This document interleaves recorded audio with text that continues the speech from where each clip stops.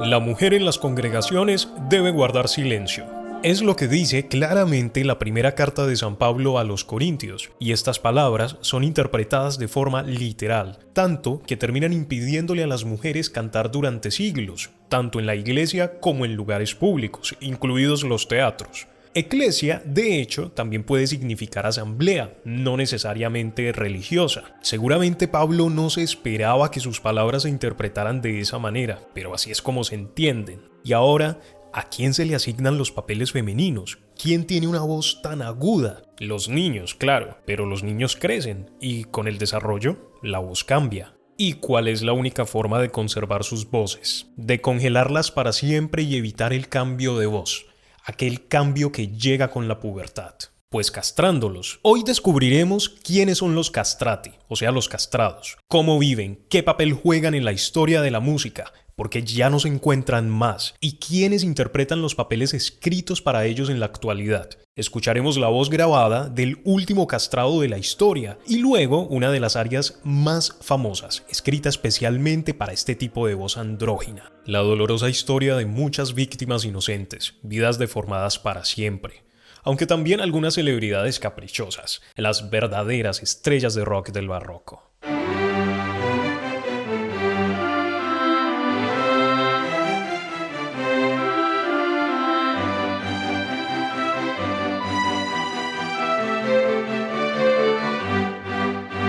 No es con los cantantes castrados del barroco que escuchamos hablar por primera vez en la historia acerca de una operación de este tipo. Recordemos a los eunucos en el Imperio Otomano, designados a vigilar el harén sin ser tentados por las mujeres que lo componen. O los del Imperio Chino, una prestigiosa posición en la corte imperial, unos verdaderos guardianes del poder. El último de ellos, Sun Yat-sen, nacido en una familia muy pobre, llega a servir al último emperador, Puyi, y nos dice en su autobiografía que el eunuco chino conserva su parte mutilada en una urna de por vida, porque debe ser sepultado con él, a fin de que pueda renacer como un hombre completo.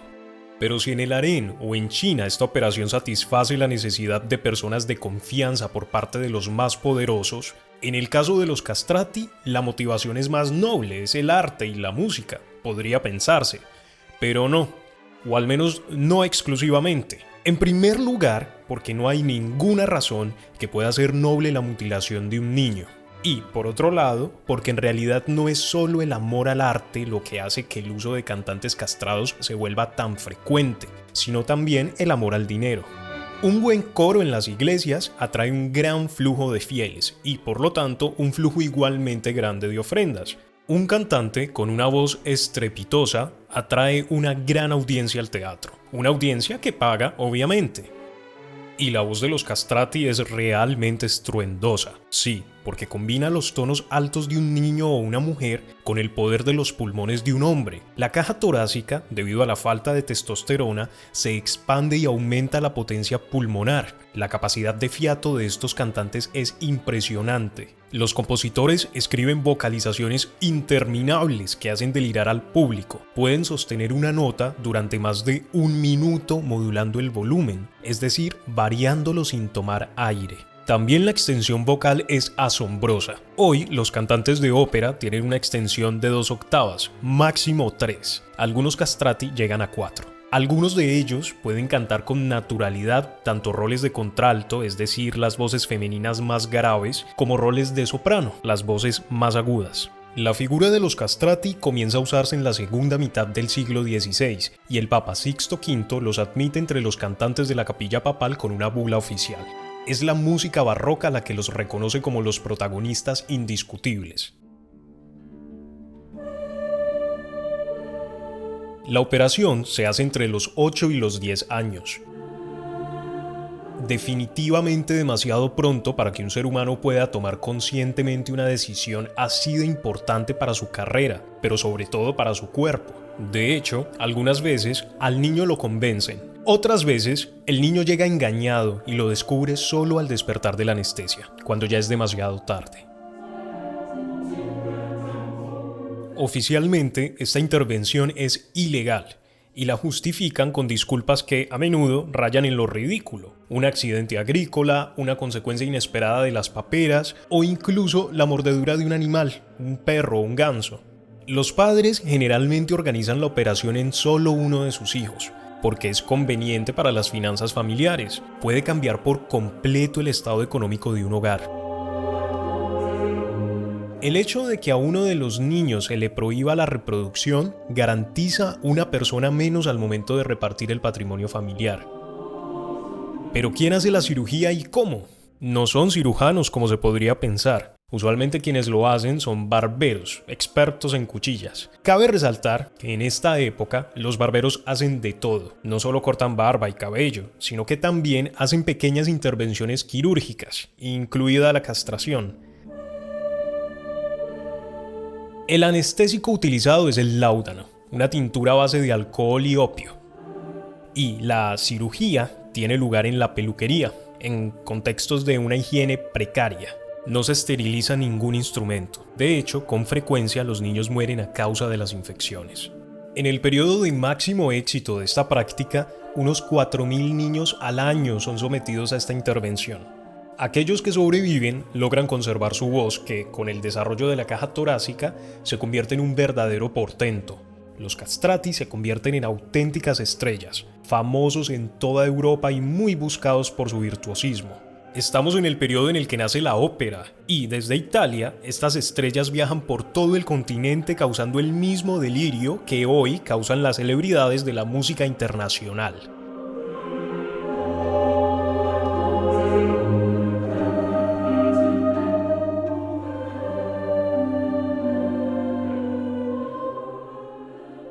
Son pagados en exceso, solicitados en los teatros y en los palacios, son caprichosos y hacen las solicitudes más absurdas, exactamente como las estrellas de rock. Y, al igual que las estrellas de rock, hacen sus berrinches. Típico del mundo de los castrati es el concepto de aria de baúl. Cada cantante tiene piezas musicales que le convienen más y que destacan la calidad y la extensión particulares de su propia voz.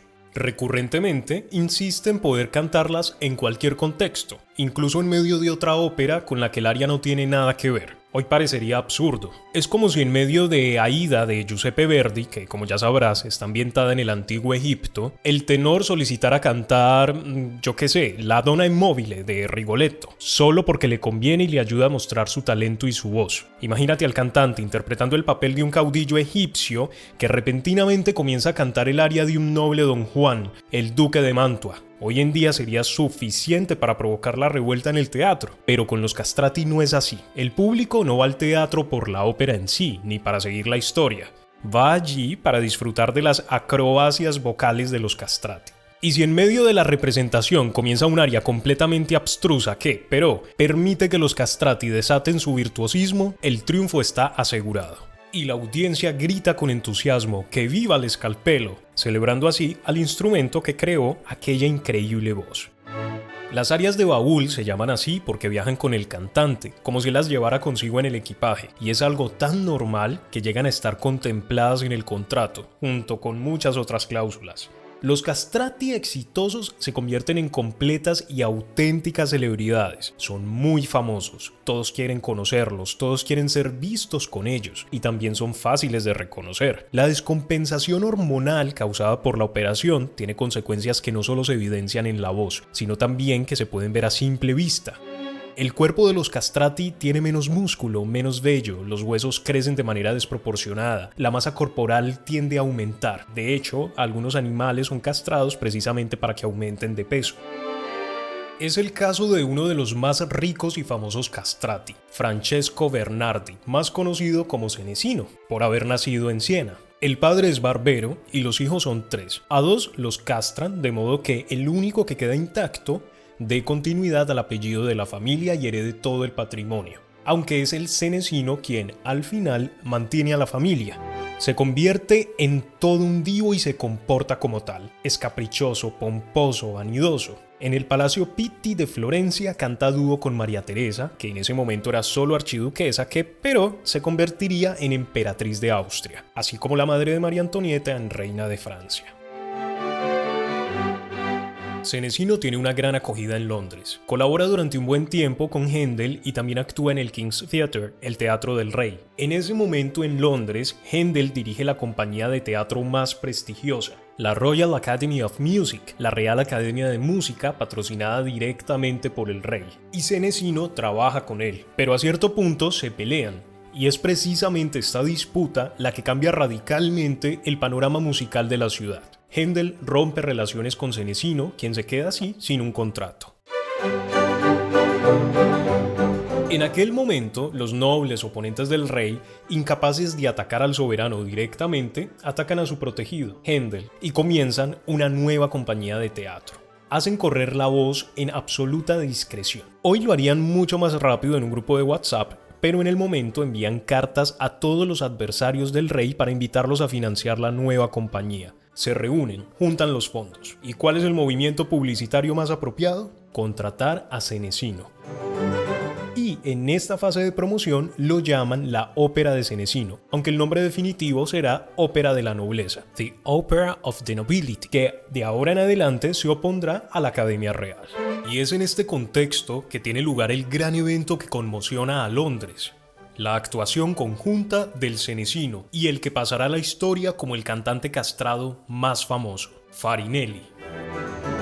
El musicólogo Charles Burney cuenta de esa noche. Senesino tenía el papel de un tirano cruel y Farinelli el de un héroe desdichado y encadenado. Pero, durante la primera aria, el prisionero enterneció el corazón del tirano con su canción a tal punto que Senesino, olvidándose de su personaje, corrió hacia Farinelli y lo abrazó. ¿Pero quién es Farinelli? Carlo Broschi es el verdadero nombre. Es originario de Andria y se hace llamar Farinelli en honor a la familia napolitana que financia sus estudios y lo protege al comienzo de su carrera, la familia Farina. Farinelli es famoso por sus desafíos. Recordemos el más memorable. Dada la capacidad de fiato típica de los castrati, desafía a un trompetista para ver quién puede sostener una nota por más tiempo. Y gana él, entre las ovaciones del público. Tiene un rango vocal fenomenal, habilidades de actuación excepcionales. Su virtuosismo literalmente hace que muchos espectadores se desmayen. Se adapta a diferentes roles, siempre con un éxito sensacional. Con este talento y personalidad, esperaríamos que pasara toda su carrera en el escenario, en los teatros más prestigiosos, provocando un frenesí en el público de toda Europa. Pero no, Farinelli pasa la mayor parte de su carrera cantando para una persona. Sucede que, en España, la esposa del rey Felipe V, Isabel Farnesio, está muy preocupada porque su esposo está triste, deprimido, melancólico, apático y cada vez menos interesado en los asuntos del reino. El destino de un país entero depende de este hombre que ya no se baña, no se afeita y no quiere salir. Isabel conoce la fama de Farinelli, así que intenta jugarse esta carta también. Lo convoca a la corte en España. Tal vez la música y la voz prodigiosas del castrado puedan tener éxito donde incluso los médicos han fallado. El rey, no obstante, es inaccesible, no quiere ver a nadie, así que Isabel le pide a Farinelli que comience a cantar en la habitación más distante. Al rey le llega el sonido lejano de esta maravillosa voz. Luego, gradualmente, de habitación en habitación, se va acercando hacia la habitación del rey, cantando siempre las pocas arias que Isabel sabe que le gustan a su esposo. Farinelli lentamente termina cantando detrás de la puerta del rey y sucede lo que la reina esperaba. El rey sale de su habitación. La música ha funcionado. Vuelve a bañarse, vuelve a afeitarse, renace. Y Farinelli permanecerá en la corte española durante años, cantando las mismas canciones todas las noches para mantener la depresión y el insomnio lejos del rey. De hecho, una primera forma de musicoterapia. Los nexos de Farinelli con los soberanos de España le traen influencia y poder, además de una vida cómoda. Y los diplomáticos no hacen más que adularlo y llenarlo de regalos porque saben que es muy cercano al rey. Pero los casos de Senesino y Farinelli son los más afortunados. Por unos pocos castrati que disfrutan del éxito y la fama, miles mueren a raíz de la operación y muchos de los que sobreviven terminan en la calle. Son figuras que hasta aparecen en la literatura. Voltaire, por ejemplo, en Cándido describe que 2.000 o 3.000 niños son castrados por año en Nápoles. Una práctica que dura unos 3 siglos. A finales del siglo XIX, el recién nacido Estado italiano, primero, y el Papa, tiempo más tarde, prohíben la inclusión de cantantes castrados en los coros, haciendo así que la operación deje de practicarse. Solo aquellos cantantes que habían sido castrados antes de esta nueva ley continúan cantando, entre ellos el último castrado de la historia, Alessandro Moreschi, apodado el Ángel de Roma, quien también canta en el funeral del rey de Italia Humberto I. De él llegaron a hacerse grabaciones. Murió en 1922, por lo que es posible escuchar su voz. Escuchemos algunas notas.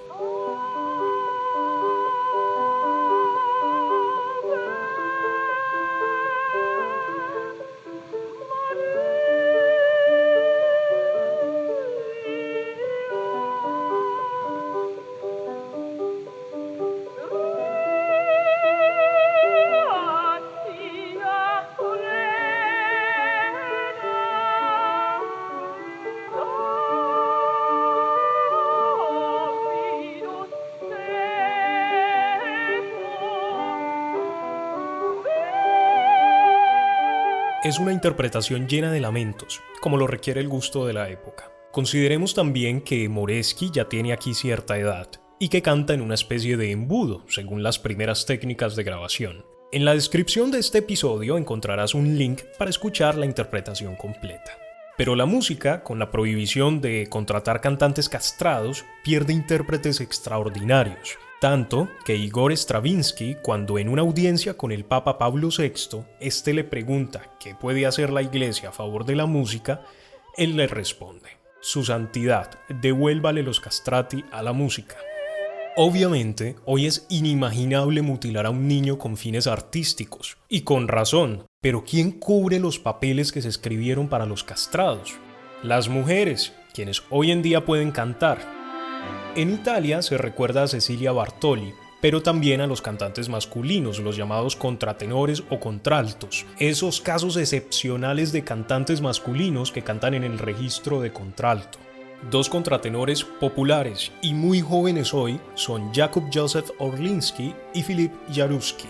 El primero es polaco. El segundo es francés de origen ruso. Efectivamente, esto lo dice su apellido, Jaruski, que en ruso significa soy ruso, que es lo que su abuelo, cuando emigra a Francia, le responde al funcionario que pregunta su nombre y termina por registrarlo como Jaruski.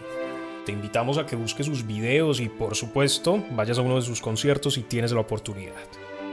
La pieza que escucharemos para cerrar, por otra parte, es un aria conmovedora, tomada del Rinaldo de Händel, y es una ejecución que aparece en la cinta biográfica de Farinelli, de Gérard Corbiot, que se estrenó en 1994 y fue premiada con el Globo de Oro a Mejor Película Extranjera. Cuenta la historia de Farinelli y de la tormentosa relación con su hermano, responsable de la decisión de castrarlo. El aria que escuchamos es la célebre Lascia ch'io pianga, Deja que llore, cantado por el personaje de Almirena a su carcelero Argante. Para la película, la voz de castrado se hizo mezclando digitalmente dos voces, la de un hombre y una mujer, una soprano y un contratenor. Te invito a que escuchemos juntos el resultado, pero primero quiero darte las gracias por escucharnos. Este podcast es posible gracias al trabajo de investigación y redacción de Máximo Cannoletta, siempre con el apoyo de los Pollos Locos. Te invito a que nos sigas en Instagram, Twitter, Facebook o YouTube, para que te mantengas al tanto sobre lanzamientos de nuevos podcasts y descubras información adicional acerca de este y otros temas. Te dejo con las bellísimas notas de Händel y con la verdadera estrella de rock del barroco, Farinelli.